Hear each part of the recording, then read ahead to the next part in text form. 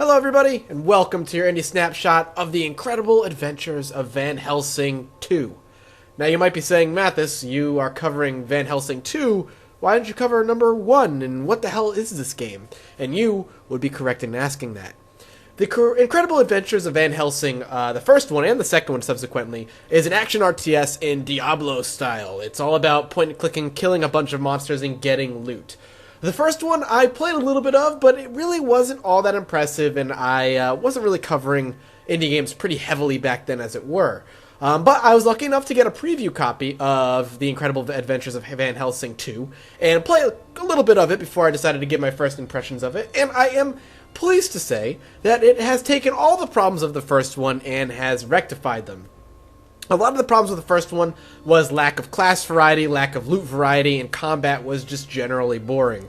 I think you only had 2 classes back then, and they were mildly customizable, but generally speaking, you were either a melee or a ranged guy with guns, and that was it. And this actually takes that and actually kind of ramps it up to 11 and changes that up a bit.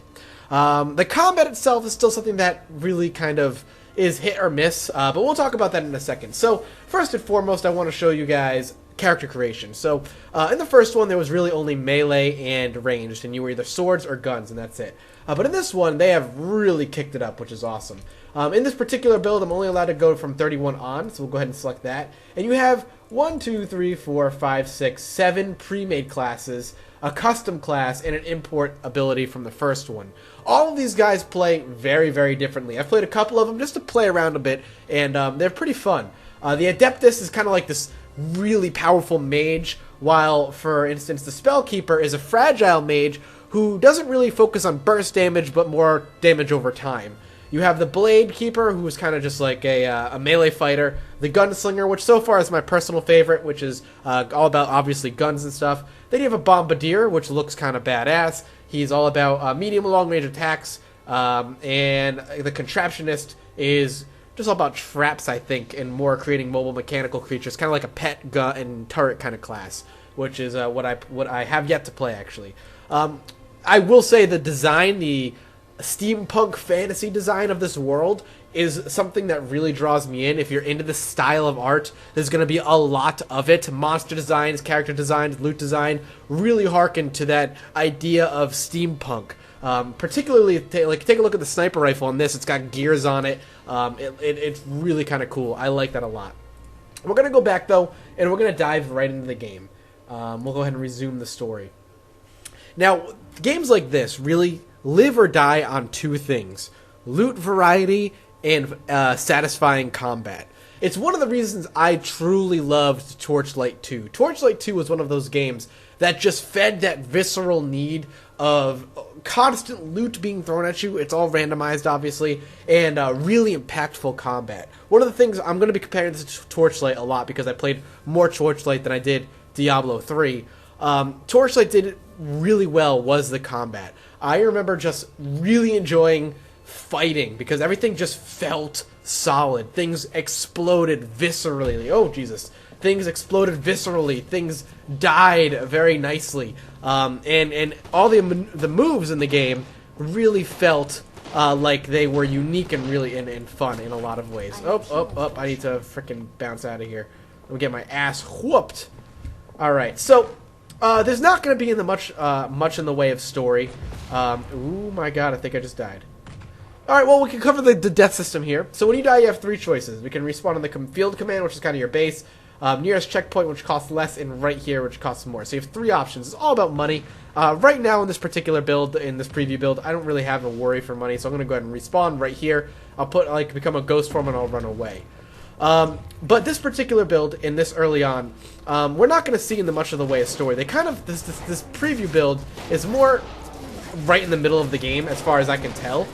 From what I've seen of the story, it's kind of cool. I really am having a good time with it. The story seems really cool. The voice acting is kind of hit or miss. Van Helsing himself, who you're playing as, is He's alright. He's the most passable of them all. Your Ghost Lady, she's your companion that follows you around. She fights with you. She's a little bit of crowd control and stuff. She's done pretty well, but everybody else is kind of forgettable, and it's not exactly that great.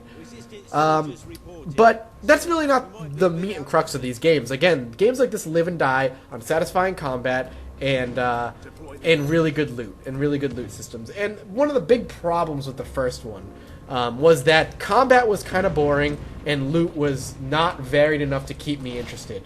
I didn't play it for very long because of those reasons, but I played the hell out of Torchlight 2 because Torchlight 2 did everything amazingly. So, obviously, you know, Van Helsing had a lot to work on for the sequel. It sold well enough. I'm told it sold pretty damn well because the story and the world was interesting enough to a lot of people. And, you know, that might have been enough for some people, but for me, particularly in these games, I don't play these games for the story. If I want to play a good story, I'm going to play an RPG. But we'll talk a little bit about the combat. They've made some wonderful changes to the combat to really kind of make this fun to play. Oh my god, we're getting attacked. We'll go ahead and kill this guy off. So, we'll be talking about the Gunslinger in particular, but a lot of what I'm going to say carries over to other classes. So, right at the bottom, we have ourselves two maneuvers, my left-click attack and my right-click attack, and they can be changed. So right now my left-click attack is an icicle shot, does ice damage, has a chance of slowing enemies down, and we can change that to electric shot, explosive shot, which I actually have on my right-click, just a regular shooting ability, and that's it. Now, wizards, or the mages, usually have a lot more variety in their class choices. But one of the cool things you can do is kind of modify your shots. So you might see over here you have three little options, and over here we have one. Now if we move this over here and this over here, it'll remain the same. So what is the difference then? Yeah, so you're going to see these three little things, and they have A, it's going to be A, S, and D. So if I hit A, what it'll do is add Touch of the North. My next shot will then have a modifier of 25% of the initial damage per second while the slow effects last. So I do a DOT while the enemy is slowed. I also have Wrath of Villa. Adds a radius of 1 meter to all effects, including those from other power-ups, which is really awesome. And then over here we have High Explosive, which is 50% more damage. So the Gunslinger has the ability to modify his bullets, which is kind of cool. And other classes have kind of similar abilities, where they're able to modify their shots just a bit, or modify their spells, to kind of have these varying effects. On top of it, much like other games like this, you're going to be able to kind of customize your character through his character build. So we'll go over here to the safe area, we'll take a look at his leveling system. Now keep in mind, obviously, this is a level 31 character. It's halfway through. A lot of the customization options have already been made for me, so you won't necessarily have a character that looks like me. But here's the basic character sheet. You have your body, which is... Oh my god, we're getting attacked again. Let's back up. Kill off these guys. Murder them by right-clicking a bunch. Alright, there we go. Done.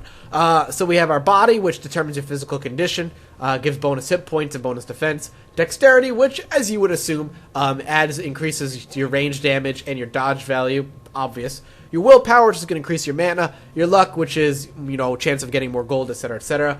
And this stuff you can modify when you level up. You can kind of up these skills. As you can see, very heavily into dexterity. When I leveled up once from playing, I modified dexterity even more.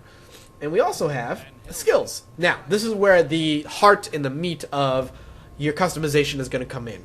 You have 4 different talent trees: Mystic Warrior, Occult Hunter, Tricks, and Auras. And from my understanding, these carry across all the classes. And with these skill points, you can modify your different attacks. So you can have your explosive shot, for instance, end up doing more damage, have a wider damage radius, etc., etc. It will cost more mana, but it'll be good.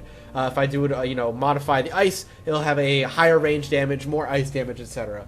And you can kind of modify your shots to do different things. You can also start dabbling in melee if you want to do some melee stuff, modifying your tricks, which we'll talk about here in a second, and you can give yourself some passive auras to give yourself bonuses and advantages over your enemy passively.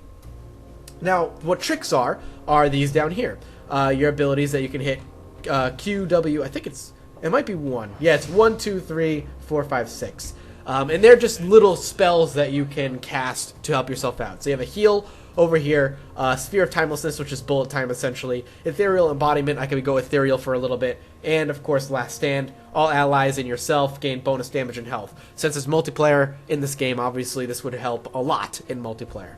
And that's the general gist of it. Honestly, it doesn't do a huge amount to vary up the kind of tried and true formula of the action RTS. So are the troops ready to move out? They're absolutely. They're all ready. You can hear some of the voice acting And here. are you ready to fight? Always ready to fight, Commander. I'm always ready to fight, Commander. Call back the soldiers from the first line. I go to the front line and wait there before they attack. Keep your eyes peeled, soldiers. So here we go. I'm going to get a wave of enemies here and start fighting. Again, the design is kind of cool. I really like it. This kind of steampunk, fantasy, magical design. Very monster heavy. This world is all about kind of hunting monsters and stuff, and I really like that a lot. So here we go. We're going to start fighting and shooting these enemies. So, again, now that you kind of understand how combat works, you're probably asking, and I would as well, is this game good enough to warrant its asking price? And it's, from my understanding, and I'm dumb, I just sat there and took that. We'll respawn here. From my understanding, it's actually not going to be in a super expensive game. You know, the combat from compared to the first game is massively improved. There's a lot of variety in what you can do. There's a lot of variety in the enemy types. Your customization in combat is varied enough to make it exciting. You can switch up things and add and add. Oh, we should get out of there. And add enough variety or augmentations to your attacks to make them fun. But, you know, comparing it to something like Torchlight 2, it still, in my opinion, lacks that oomph that Torchlight 2 had. You know, every hit in Torchlight 2 felt impactful, as I said earlier. The screen would shake. There might be a minute second of slowdown to your character's maneuvering. It just felt really, really good. And it's not to say that this doesn't feel good. It just doesn't feel, I think, oh, we're dead again because I'm talking and not paying attention. It just doesn't feel as good as Torchlight 2 and maybe even Diablo 3 feels. But we're going to compare this to Torchlight 2 because they're going to be very similar in the price point and what they're providing, obviously. Loot-wise, I've come across a good chunk of loot. I honestly haven't gotten too far into the game to really compare the different loots that are presented within the game. I mean, I put about maybe a couple hours or so into the game, but the loot so far seems pretty diverse. And the idea that you can, of course, do different things like spellcasting, guns, melee, it's going to require a whole lot of variety in the loot to kind of suit different playstyles. That the undead called Vlados was under attack and needs your help. Okay. Can you tell where they are? With his last breath, he did. There is an industrial. Alright, so we've got to go to an industrial platform, presumably, is what he's saying. I'm not really too worried about it. Enemies do explode pretty satisfyingly in this game, too. It's definitely fun to shoot monstrous amounts of enemies. But again, I just feel like it's lacking that oomph that, you know, other games like Torchlight 2 has. But it is definitely a marked improvement over Van Helsing 1. I can definitely see myself playing through this game once it fully comes out. You know, on my off time, having some fun, maybe playing with Dean. I know Dean has it. Maybe playing with him and having some fun in multiplayer-wise. Something to kind of, you know, enjoy and spend some a little bit of time with. Let's go ahead and load up our guns here.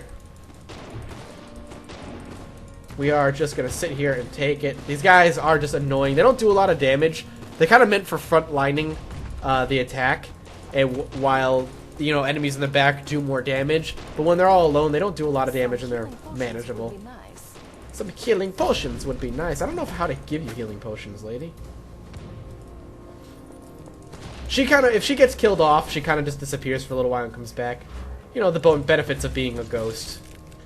Graphically, the game is pretty nice looking, I must say. I do like it. Again, as I was saying earlier, if you're really into this steampunk, kind of industrial punk fantasy style, you're gonna really like what this game has to offer. It's fun. I really like the idea, and it's got its world, its lore, kind of carries over this Monster Hunter kind of kind of lore where you know, monsters are not uncommon, and Van Helsing is one of the top monster hunters in the world. So to feel like a badass is important in my opinion. And they do a good job. They do a pretty good job at making the world kind of come alive. There's been some cool cutscenes, some cool backdrops happening.